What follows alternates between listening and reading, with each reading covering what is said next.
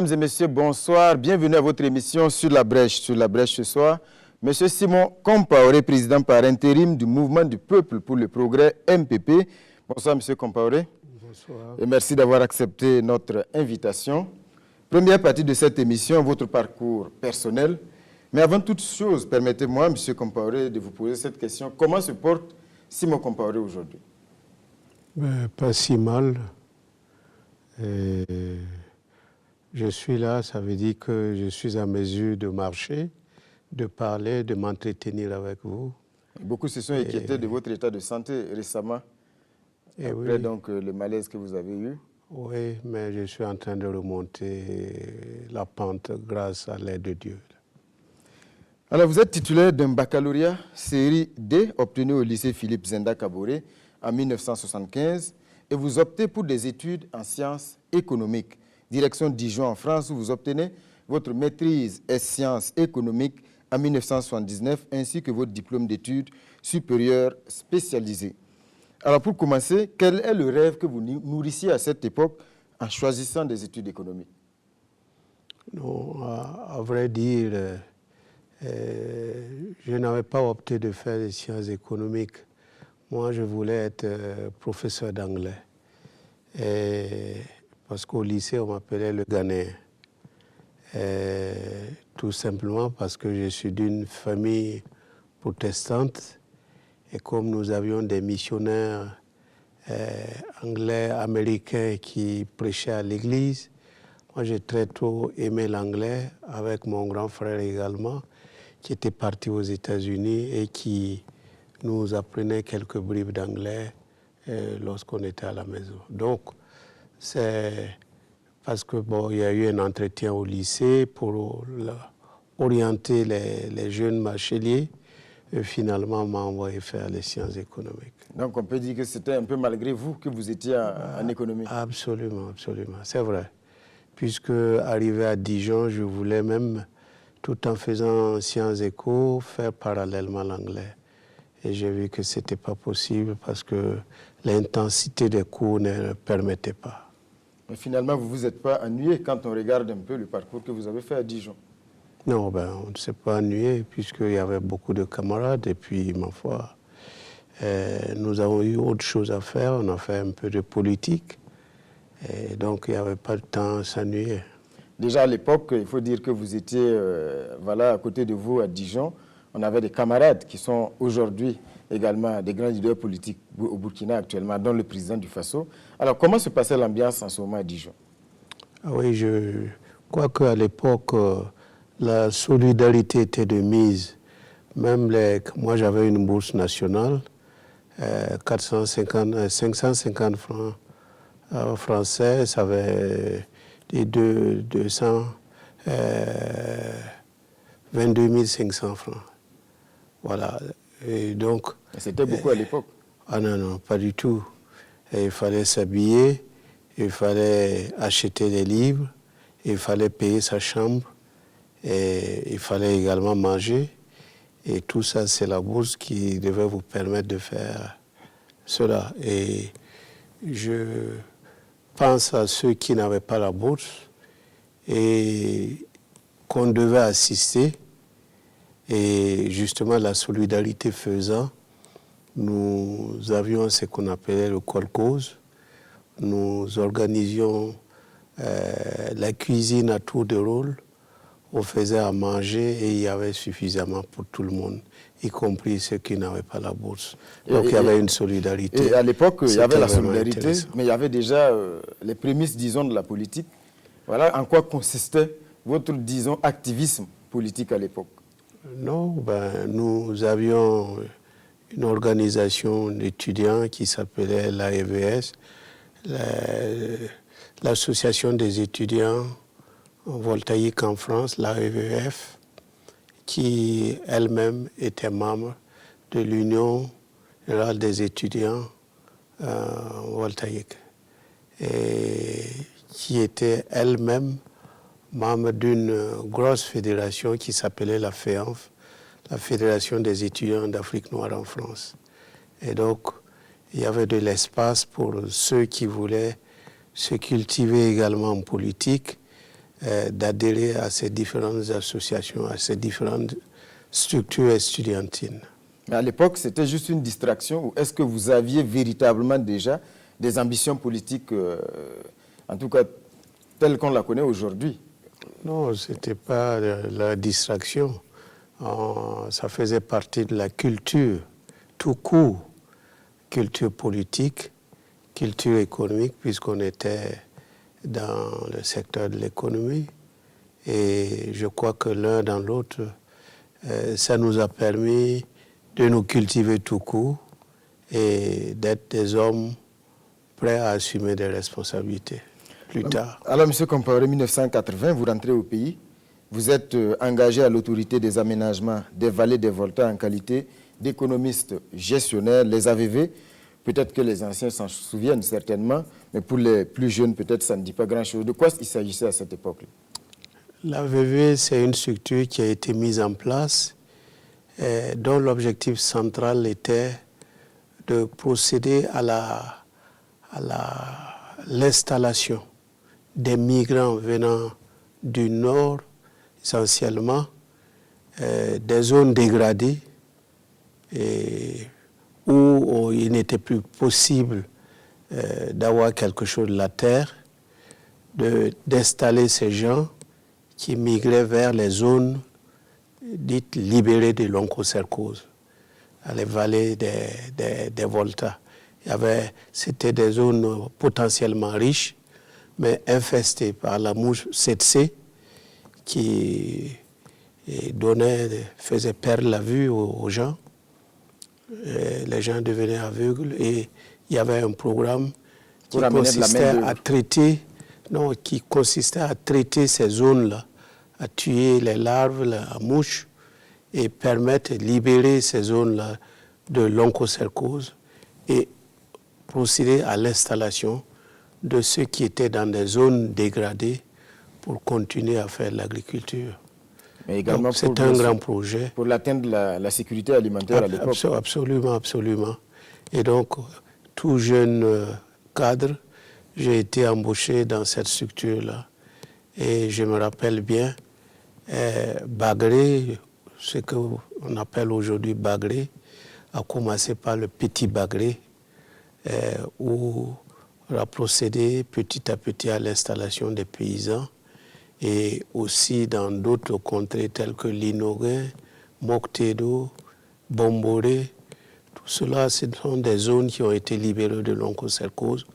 On a installé des paysans qui ont créé des familles, ont eu des champs et ils continuent d'y vivre. Et vraiment, ce fut une très bonne expérience pour moi. Alors, septembre 82, vous êtes intégré à la fonction publique dans le corps des conseillers des affaires économiques, nommé ensuite chef du Crédit agricole à l'AVV. Une année après, nous sommes sous la Révolution. Septembre 1984, vous êtes nommé haut commissaire de la province de Loubritenga. Alors, expliquez-nous, M. Compaoré, nous sommes sous la Révolution. Comment le jeune cadre s'est retrouvé ainsi en première ligne très vite dans cette aventure révolutionnaire? Mais on était déjà sur les bancs d'étudiants. Je vous ai dit qu'on faisait déjà la politique. Moi, j'étais membre de cellule communiste et nous étions également membres de cette association estudiantine, la EVF, qui elle-même était membre de l'Union générale des étudiants voltaïques. Et donc, on connaissait déjà la chose politique. Et dès qu'on est arrivé, on a continué à nous organiser. Nous étions d'ailleurs dans une structure politique qui s'appelait l'ULC, l'Union de lutte communiste. Et lorsqu'on est revenu au pays, on s'est retrouvé, on a continué à lutter dans les cellules, à animer cette structure-là. Voilà, donc la révolution est venue nous trouver déjà organisés et prêts pour le combat. Voilà. Parlons de la figure de Thomas Sankara à l'époque. Est-ce que, parce que vous aviez cet idéal communiste, cet idéal donc de lutte contre l'impérialisme à l'époque, qu'est-ce qui vous séduisait tant dans la figure de cet homme politique? Ah oui, d'abord, on avait cru que c'était seulement au niveau civil qu'on avait vraiment des révolutionnaires aguerris, connaissant la théorie révolutionnaire, mais avec les jeunes militaires qui étaient dans une structure à l'époque et qui faisaient eux aussi la politique, on a compris que partout il peut y avoir des révolutionnaires, notamment au sein de l'armée. Et donc, ce sont des militaires qui nous ont, en tout cas qui m'ont séduit, de leur capacité d'analyse, de leur proximité avec le peuple et de leur capacité d'analyse. Bon, ils n'ont pas appris seulement le maniement des armes, ils ont appris également la science révolutionnaire et c'est ce qui a permis effectivement à ce que certains d'entre eux aient animé la révolution. Alors on se souvient, même si peut-être nous on était jeunes à l'époque, mais l'histoire en tout cas nous apprend donc cette fougue un peu des autorités de l'époque avec cet enthousiasme politique, voilà l'impérialisme à bas, voilà le retour sur soi-même, comptons sur nos propres moyens, consommons burkinabé. Voilà, est-ce que tout cela, avec le recul, quand vous regardez, est-ce que ce n'était pas, disons, une utopie? Non, non, on était dans nos éléments. On était bien, hein. Nous, on n'était pas perdus. C'est ce qu'on faisait lorsqu'on était sur les bancs d'étudiants. Et donc, on n'était pas perdus. Et mais à il y avait une conviction. Il y avait une conviction qu'on faisait œuvre utile. À preuve, quand j'ai été nommé premier haut-commissaire dans l'Oubli-Tenga à Zignaré, bon, de temps en temps, je repars là-bas parce qu'on m'a même donné une parcelle là-bas. J'ai construit une bicoque et je vais de temps en temps. Et j'éprouve ce plaisir-là de voir ce qu'à l'époque, sous la Révolution, nous avons fait à travers ce qu'on appelait les projets rouges, des boulangeries, des marchés, des écoles, des lycées, etc., etc. Vraiment, c'était une période où si on avait eu le courage de poursuivre, on aurait continué à éveiller les consciences et à amener les jeunes d'aujourd'hui à comprendre que tout part d'abord de la conviction. Si on n'est pas convaincu, on ne peut pas aller loin, on ne peut pas voyager loin. Et à l'époque, il y avait bien sûr ces comités de défense de la Révolution, les fameux CDR. Et aujourd'hui, certains estiment que ces CDR-là ont rendu la Révolution impopulaire. Vous êtes également une grande figure. Hein. Est-ce que vous n'en faisiez pas trop à cette époque-là? C'est normal. Vous savez que lorsque vous réalisez la vie politique, les révolutions qui se sont passées un peu partout, bon, chaque révolution a eu ses travers, hein, son côté bon, son côté mauvais. Et au Burkina, il y a eu la création des CDR comme étant les fers de lance de la révolution, qui étaient chargés d'implémenter les actions sur le terrain. Donc, à cause de ces actions des CDR, beaucoup d'écoles, beaucoup de routes, beaucoup de ponts, beaucoup de choses intéressantes pour l'amélioration de la qualité de vie ont été faites là. Donc, il ne faut pas jeter... Mais il y avait quand même des dérives. Oui, il y a eu des dérives. Il y a eu des dérives et c'est dommage. Des dérives qui ont quelquefois même amené à des morts d'hommes. Voilà, des maniements de Kalachnikov, de PMC chinois qui ont fait que il y a certains qui ont perdu la vie, et sans compter des actions qui n'étaient pas correctes sur le terrain. Mais il y a eu de très bonnes choses.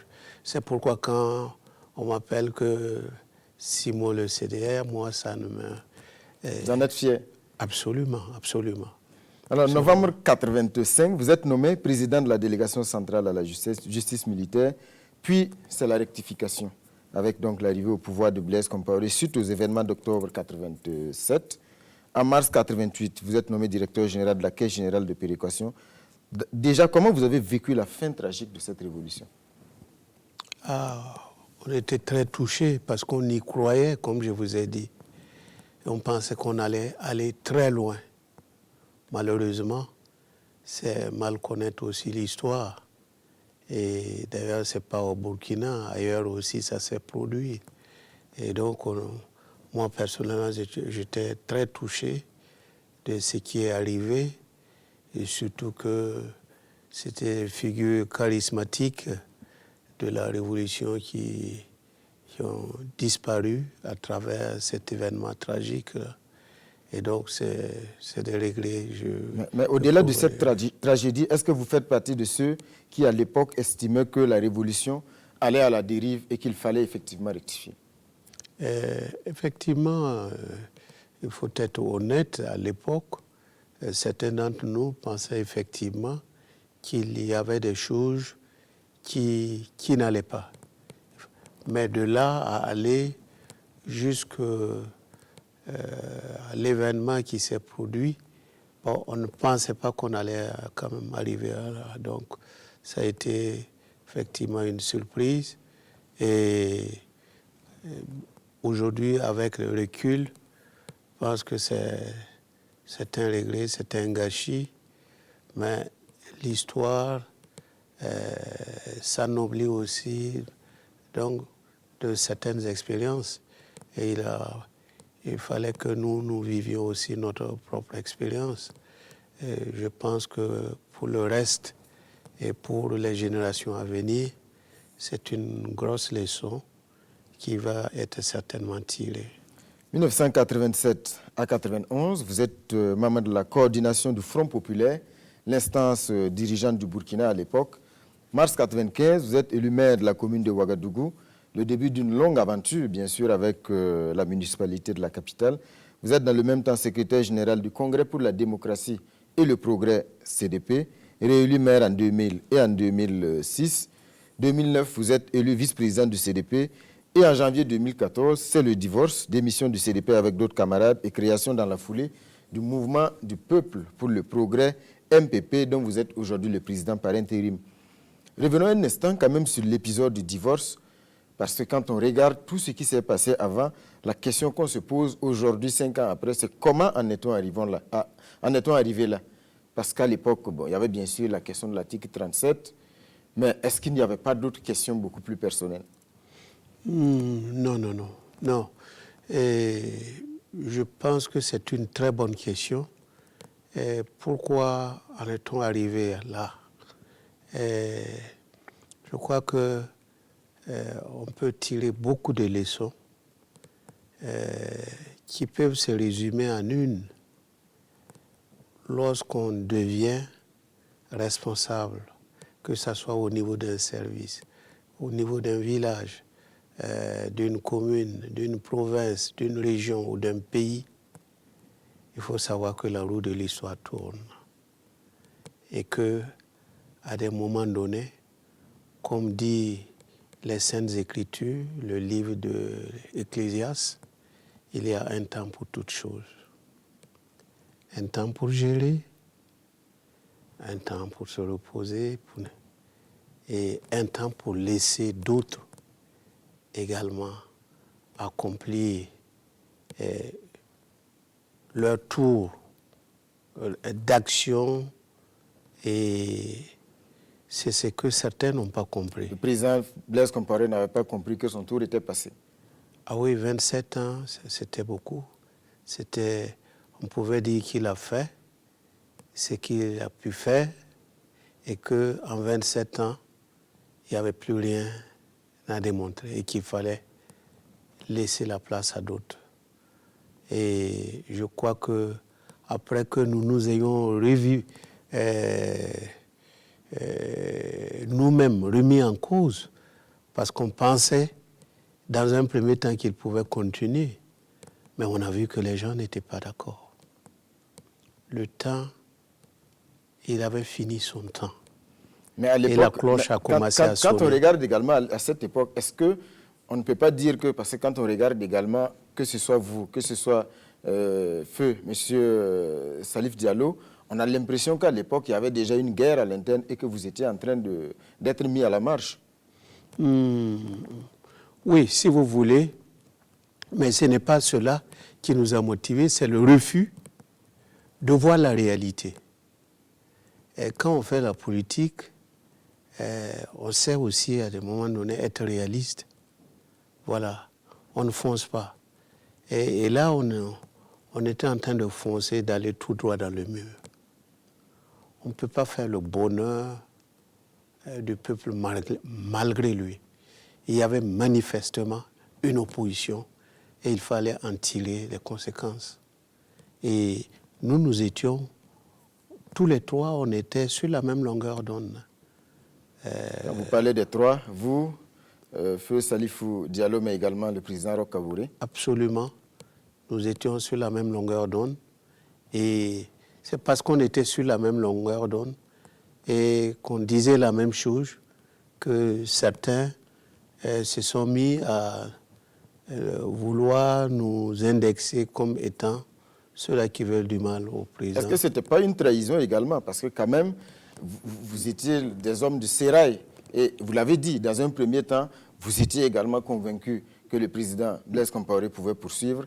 Est-ce qu'on ne peut pas parler également de trahison? Non, en tout cas, dans l'autre cas, non, il n'y a pas de trahison dans ça. Au contraire, avec le recul, je dis que nous avons vu juste et que nous avons été des hommes. Voilà, parce que lorsque vous travaillez avec quelqu'un et que vous êtes censé être son conseiller, il faut être honnête. Certains, au lieu d'être des conseillers et des conseillers avisés, se sont transformés en des courtisans.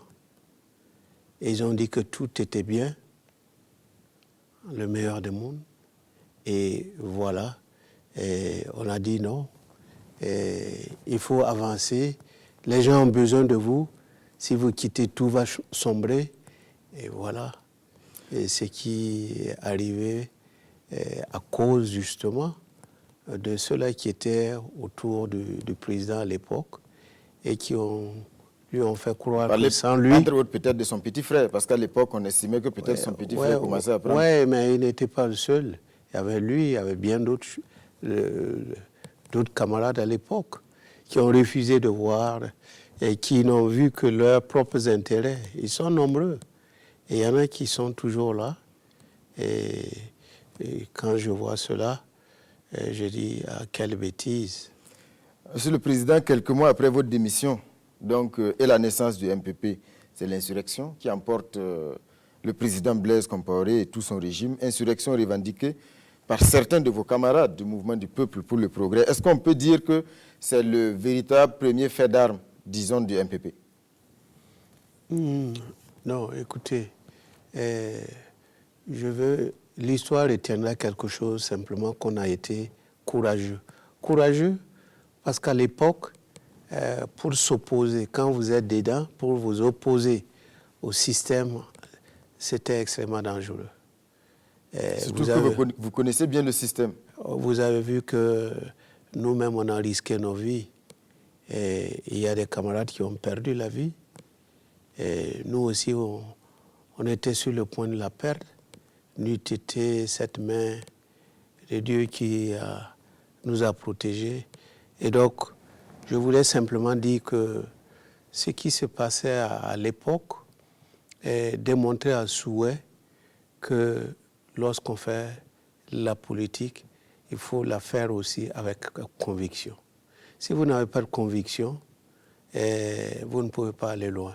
Mais nous avions une conviction et c'est cette conviction qui nous a amenés à affronter le danger, à dire non, tout en sachant ce qui pouvait nous arriver.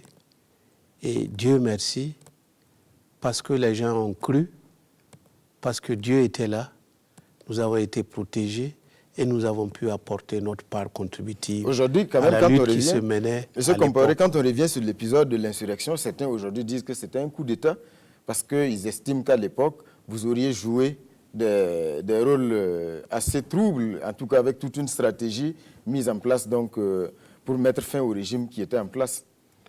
Non, vous savez, nous avons dit que on l'a qualifié d'insurrection. Alors, l'insurrection, c'est quoi? Vous savez, même quand vous passez par les urnes, vous gérez, et à un moment donné, ceux-là que vous gérez refusent d'être gérés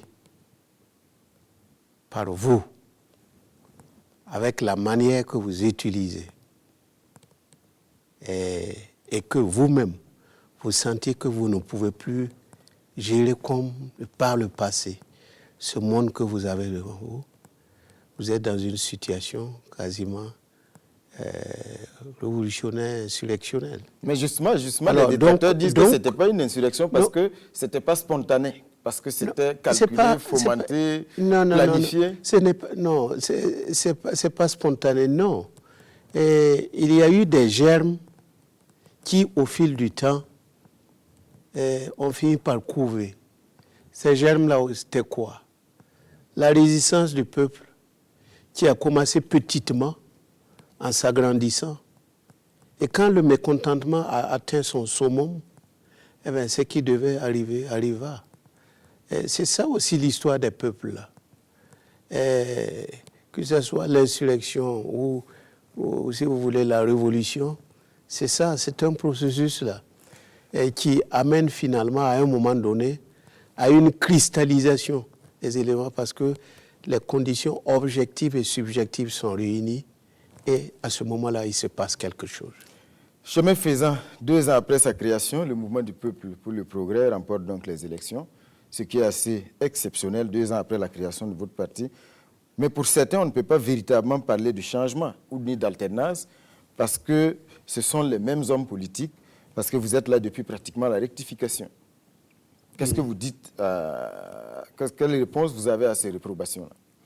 Non, je pense qu'on ne peut pas raisonner comme ça.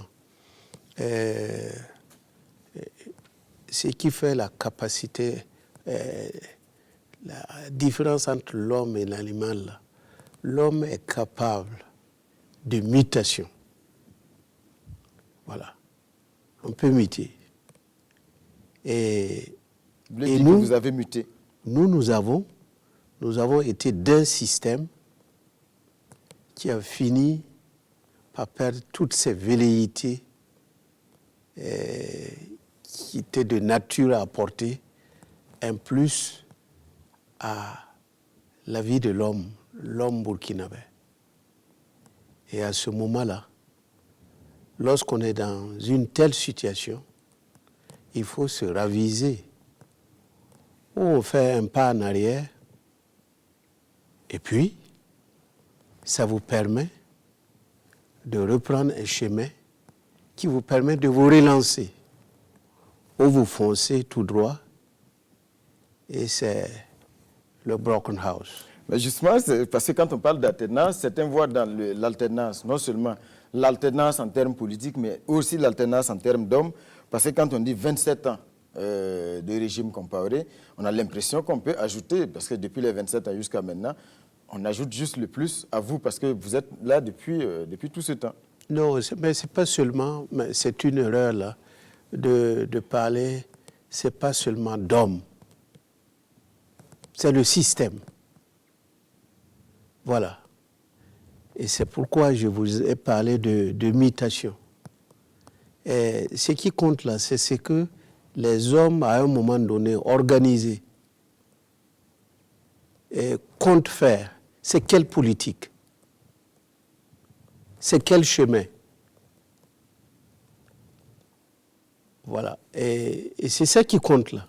C'est ça qui compte. Mais est-ce que le système ce ne sont pas seulement, les acteurs sont capables d'opérer une mutation. C'est ce que nous avons fait. Mais est-ce que le système nous avons compris qu'à un moment donné, des erreurs ont été causées. Mais certains vous reprochent justement d'avoir certains réflexes toujours de l'ancien système. Non, ça c'est vous qui le dites là. Moi j'estime que nous avons opéré une mutation et qu'on a dit au peuple que nous avons, ensemble avec le régime là, failli à des niveaux donnés, nous faisons notre mea culpa et c'est pourquoi nous avons dit non, il faut arrêter, on ne peut plus poursuivre ce chemin-là, il faut faire autre chose. Et c'est pourquoi nous avons quitté. Et quitté dans des conditions extrêmement dangereuses, parce qu'on pouvait y perdre la vie. Voilà. Reconnaissez quand même, avec nous, que c'était un courage à l'époque que d'opérer cette mutation-là à notre niveau. Il fallait avoir du courage, il fallait avoir la conviction, et c'est ce que nous avons eu. C'était un courage au départ, mais quand on parle de changement, beaucoup s'attendaient à voir disparaître un certain nombre de choses. Quand on parle de corruption, aujourd'hui, on a encore des scandales qui sont dénoncés souvent par les médias d'investigation. On a également un certain nombre de pratiques, par exemple des nominations qui sont incriminées parce qu'on estime que voilà, c'est toujours la promotion. Non, vous savez, je crois que je vais être direct avec vous. Quand vous parlez comme ça, vous tombez dans l'idéalisme. Est-ce que vous pouvez me citer un pays qui soit un pays modèle où certains mots que vous citez là, ce pays-là est exempt de ces mots-là? Moi, je n'en connais pas au monde. Je n'en connais pas. Ceci dit, ce qui compte lorsqu'on est au pouvoir, on pose des actes. Et lorsque vous posez des actes, vous pouvez commettre des erreurs. Mais ce qui est important, c'est d'être à l'écoute du peuple. Lorsque vous commettez des erreurs, lorsqu'il y a des choses qui ne vont pas, il faut avoir cette capacité-là de les détecter et de les corriger. C'est cela qui est important. Sinon, dans la vie de l'homme, de l'être humain, il n'y a pas quelqu'un qui peut dire là, moi, je suis Dieu. Personne n'est Dieu. Dieu, il est unique. Comment se porte le MPP aujourd'hui, Monsieur le Président? Ben, si je suis là, c'est qu'on ne se porte pas du mal que vous pensez. Et si je suis là, c'est que la situation me permet d'être ici. Donc, nous sommes bien, nous venons de fêter notre 5e anniversaire. 5 ans, c'est peu et beaucoup à la fois. Et nous sommes aux affaires et nous nous affairons pour que d'ici l'année prochaine, à l'heure de la redevabilité, nous puissions être comptables de nos actes. Mais quand vous dites que vous vous portez bien, on a vu quand même ça et là des remous quand même au sein du parti, des dissensions. On l'a vu au nord avec des guerres de positionnement, mais également au centre ici dans certains arrondissements. Est-ce que ce n'est pas des motifs d'inquiétude pour le président que vous êtes, le président par intérim? Non, c'est le contraire qui peut donner à réfléchir. Quand vous avez un parti, je ne fais pas de la suffisance. Hein. Le MPP, comme d'autres partis, est un grand parti. Et un parti qui est implanté sur l'ensemble du territoire national. Et nous avons beaucoup de militants. Et des militants venant de tous bords et qui ont des aspirations. Et certains n'ont pas reçu la formation idéale qui permet effectivement de travailler dans un parti avec moins de couacs. Votre camarade, M. Lassane Sawadgo, hier, le reconnaissait avant-hier plutôt, il y a un problème de discipline. Oui, et c'est pourquoi nous avons créé cette structure-là, un peu comme une espèce d'école du parti, qui nous permet effectivement d'organiser des formations, la formation politique et civique de nos militants, pour être à même d'être des militants aguerris qui chérissent la discipline, parce que sans la discipline, il n'y a pas de victoire. Alors, les militaires ont dit souvent que la discipline fait la force principale des armées. Mais je voulais simplement dire que ça va au-delà. La discipline, moi je vais paraphraser en disant que la discipline fait la force principale de toute organisation humaine. même à l'église, même au temple, même à la mosquée. Ces dissensions, il faut la discipline. Ces dissensions ne sont pas la preuve, peut-être, M. Compaoré, que ce qui vous réunissait à l'époque, c'était le tout, sauf Blaise Compaoré. Aujourd'hui, le président Blaise Compaoré n'est pas là. Non. Donc la il cause y a une commune n'est plus là. compétition. Non. Il y a une compétition. Si dans un parti, il n'y a pas de compétition, il n'y a pas de vitalité, c'est parce qu'il y a un regain pour le parti que nous avons quelquefois des couacs là. S'il n'y avait rien, ça allait même nous faire peur. Parce que quand on a un grand parti avec des ambitions, et quelquefois des ambitions démesurées, il peut y avoir effectivement ces genres d'indiscipline. Mais vous ne répondez pas à ma question, parce qu'à l'époque, justement, le dénominateur commun, c'était donc le tout sauf Blaise Compaoré. Aujourd'hui, on n'est plus dans ce combat-là. Non, nous n'avions pas l'intention de faire partie de ce régime-là et de regarder le vide là. C'est pour gérer. C'est parce qu'on voulait gérer, avoir des résultats. Et comme on veut gérer, avoir des résultats, il faut s'organiser. Il faut qu'il y ait la discipline. Il faut conjuguer les énergies, et les énergies positives, pour arriver à quelque chose qui puisse être présentable aux populations. Je pense que c'est ça.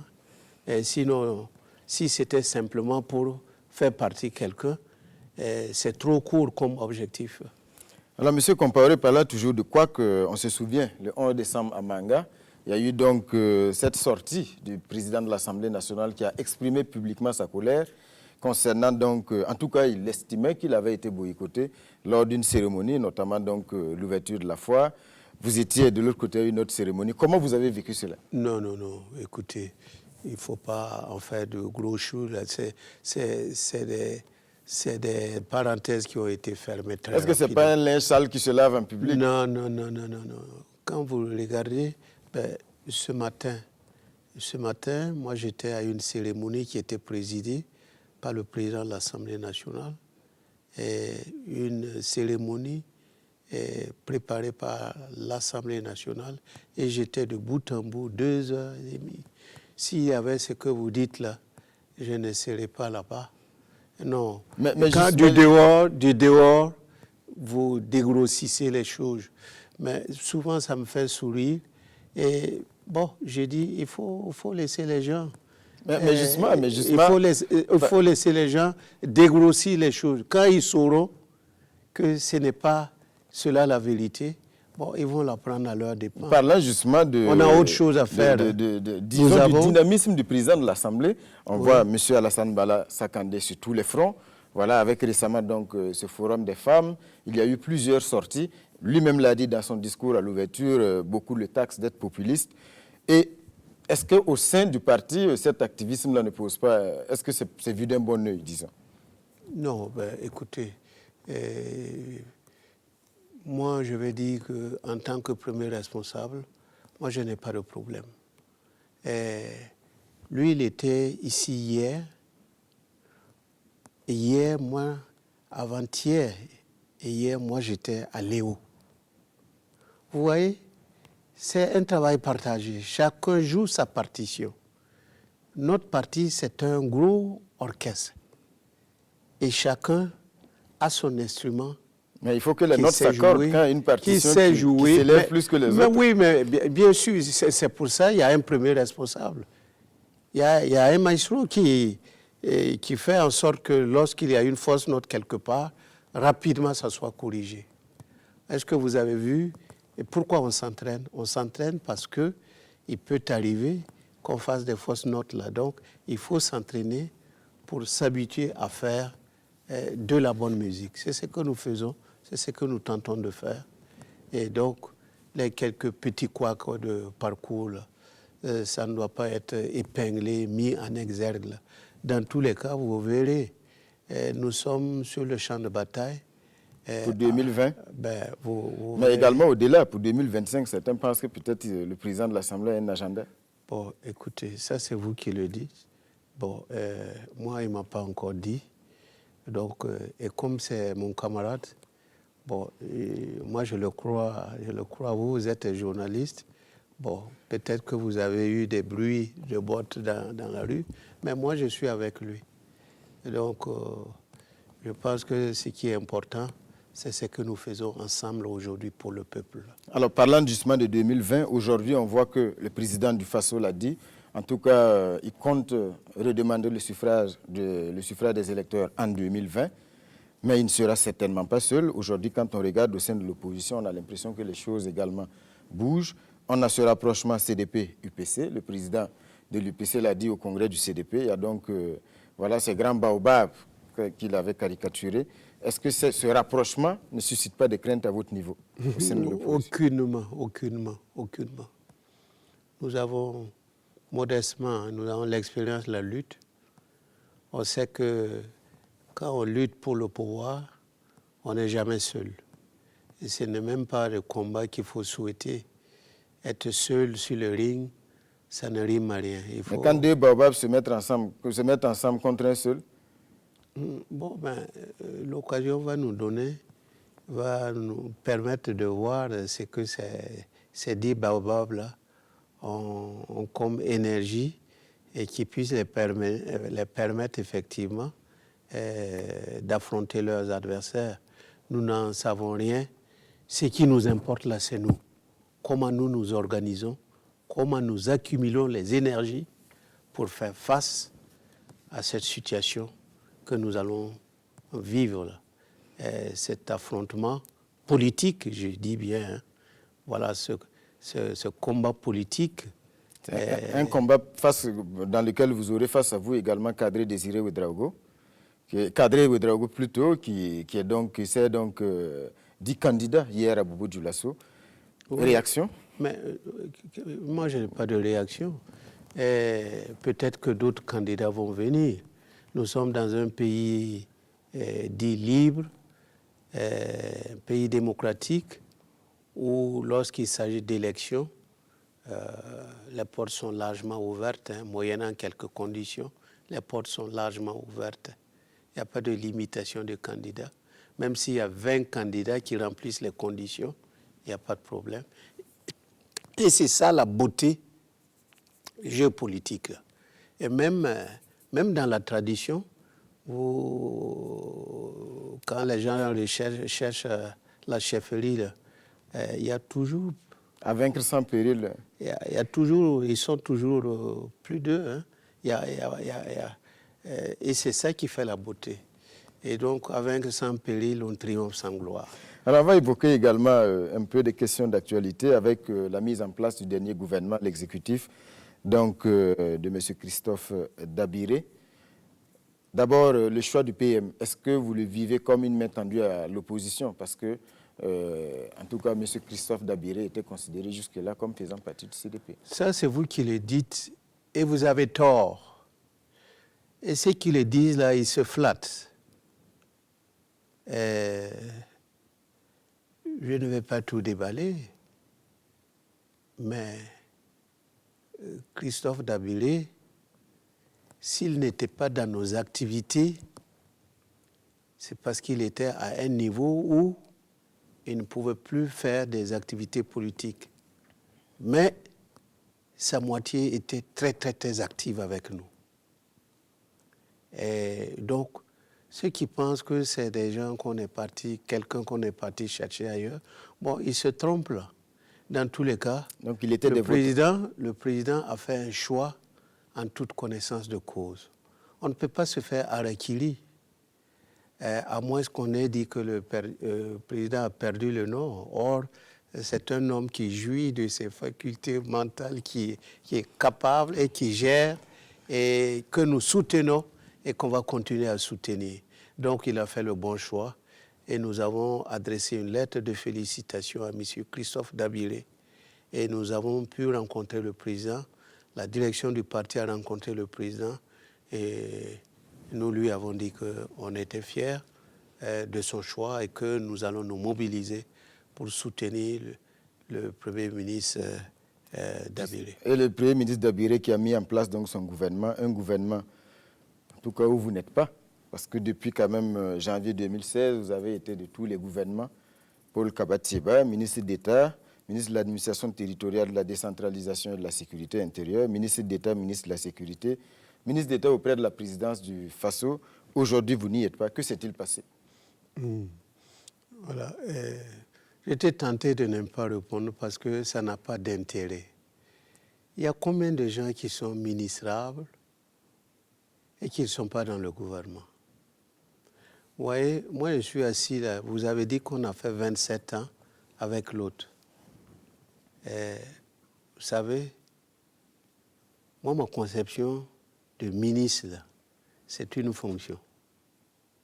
Ils sont nombreux les anciens ministres que vous rencontrez dans la rue là. C'est une mission, on vous appelle, vous faites ce que vous pouvez faire et ce que vous devez faire. Mais quand on vous enlève, ça peut être vécu comme un échec. Non. Mais vous allez m'amener à dire certaines choses. Moi, personnellement, je suis assis. Le poste de ministre, là, ne m'intéresse pas. Ne m'intéresse pas. Vous voyez ce que j'ai fait et qui va me marquer jusqu'à la fin de ma vie. C'est la mission que j'ai exécutée pendant 17 ans. Et à la mairie? Absolument. Là, on est en contact tous les jours avec les populations. Tous les jours.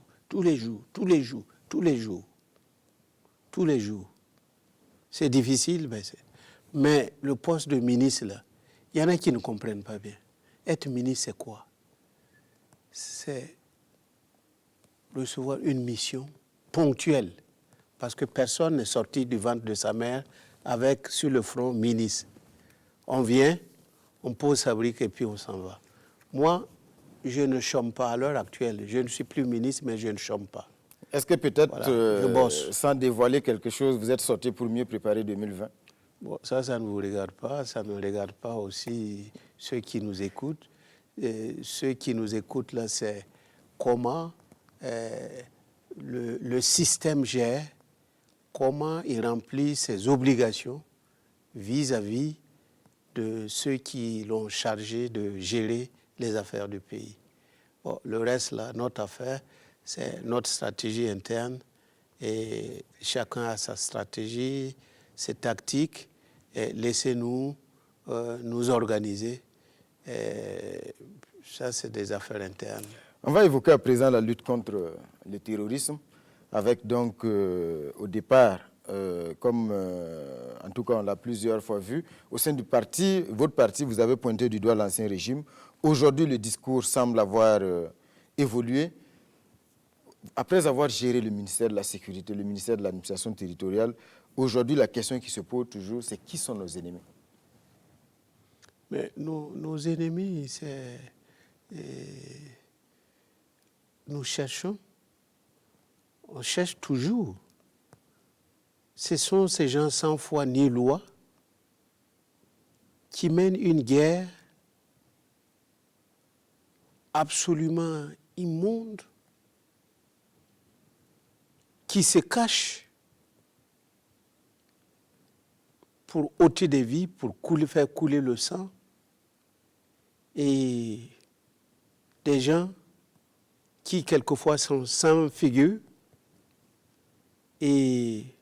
mais vous savez, ça ne peut pas perdurer. Est-ce que vous voyez toujours une main politique derrière? Mais écoutez, on dirait que vous ne suivez pas l'actualité. Bon, pour des gens qui suivent l'actualité, ils peuvent bien se poser des questions. Lorsque le premier gouvernement a été formé, avant que ce gouvernement ne prenne même fonction, nous avons été attaqués ici à Ouagadougou. Est-ce que c'est l'incapacité pour un gouvernement qui vient d'être formé, qui n'a même pas pris service et qui est attaqué? Ça devrait amener les uns et les autres à réfléchir. Pourquoi? Pourquoi on est attaqué à ce moment précis-là? Et lorsqu'on pousse les réflexions loin, on peut se donner des idées. Dans tous les cas, ce qui est caché là va finir par apparaître un jour. Et on sera édifié. Mais en attendant, nous allons faire courageusement face à cette situation. Nous allons faire face à cette situation. C'est une obligation, on n'a pas le choix. On doit protéger les populations, on doit faire en sorte qu'il y ait la quiétude et que les actions de développement puissent s'organiser dans notre pays. En attendant donc, en tout cas, les attaques se poursuivent. On l'a vu encore récemment dans le centre-est où on a perdu 4 agents des douanes, mais également un prêtre d'origine espagnole. Il y a eu également cette attaque, disons, au corps piégé à Djibo, où on a perdu deux soldats. On a l'impression qu'aucune région n'est épargnée. On ne va pas revenir sur cela, mais ce qui a surtout offusqué les gens cette semaine, c'est qu'après l'attaque du poste de douane, il y a eu des photos de ces cadavres, en tout cas des corps qui ont publiés sur les réseaux sociaux. Une fois de plus, on a vu des sorties pour réprimer, pour dire voilà, il ne faut pas faire ça. Mais à ce niveau, on a l'impression que c'est chaque fois la même rengaine. Est-ce qu'il n'y a pas un manque de courage politique aujourd'hui pour faire face à cela? Non, il ne manque pas de courage politique. Vous-même qui parlez, là, si nous avions commencé à prendre le bâton tout de suite là, c'est vous-même qui allez critiquer. On a attiré l'attention des uns et des autres. Il ne faut pas aller dans ce sens-là. Mais les gens y vont, les gens persistent. Oui, mais ça va s'arrêter parce que des dispositions seront prises. Des dispositions seront prises parce qu'il y va de la vie de nos compatriotes et de ceux-là qui sont sur le terrain. À l'heure où nous sommes sur le plateau, il y a des gens au centre-est. Avant de rentrer ici, j'ai su qu'il y a des gens qui sont déployés sur le terrain là-bas. Bon, sans compter dans les autres localités.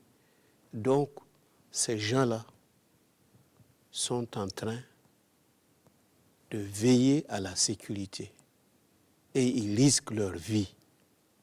Et tout ce que nous devons faire en bons citoyens, c'est de poser des actes qui renforcent leur action sur le terrain. Est-ce qu'il ne faut pas prendre des mesures justement pour réguler les réseaux sociaux aujourd'hui? Oui, mais vous avez déjà entendu le ministre porte-parole qui a déjà annoncé tout ce qui se prépare au niveau du gouvernement, au niveau de l'Assemblée.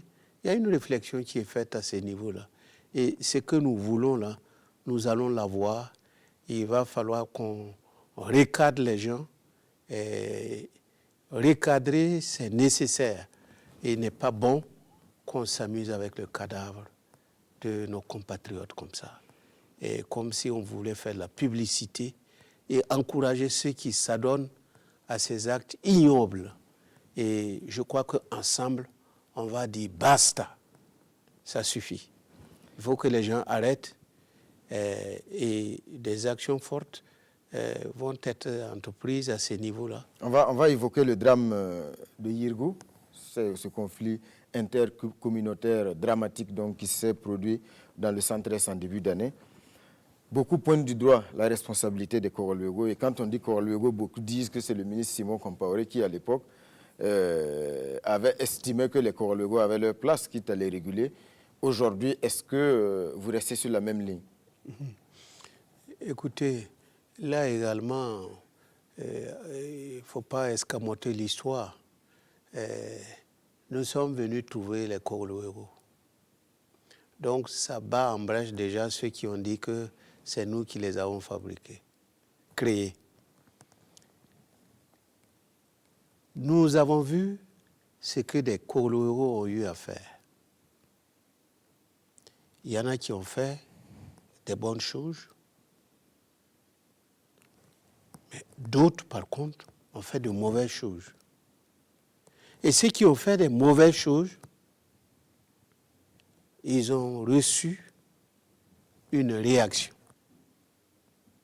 À Fada, il y a eu des arrestations de Koroluego qui ont été embastillés. À Ouagadougou, des Koroluego ont été arrêtés, embastillés. À la région de l'Est, de centre-Est, à Koudougou. Mais pour Yirgou, rien pour le moment. Et oui, mais à qui la faute? Non, on ne peut pas jeter l'anathème sur quelqu'un. Vous avez entendu ce que le procureur du Faso a dit. Il y a des enquêtes qui sont ouvertes. Ceux qui crient là, est-ce que quelqu'un a mené ou a donné des indications qui portent sur l'identification, qui permet d'identifier quelqu'un qui aurait connu, était un élément de ceux-là qui ont commis ce crime-là, et puis rien n'a été fait? En tout cas, le procureur nous a rassurés, il est sorti, il a tenu des propos à la télé, des équipes sont sur le terrain. Ce que nous souhaitons tous, c'est que les enquêtes-là aboutissent à des arrestations, des gens, des coupables, et que des sanctions à la hauteur des faits soient appliquées à ces fautifs-là. Et je crois que ça ne peut pas être autre chose. On est dans un état de droit et on cherche, il cherche, et qui cherche finit par trouver. Et je ne désespère pas. On va finir rapidement sur le FESPACO, le Festival du cinéma de Ouagadougou, qui fête cette année donc son cinquantenaire. La cérémonie d'ouverture, c'est dans 6 jours. C'est un événement majeur que le Burkina va abriter.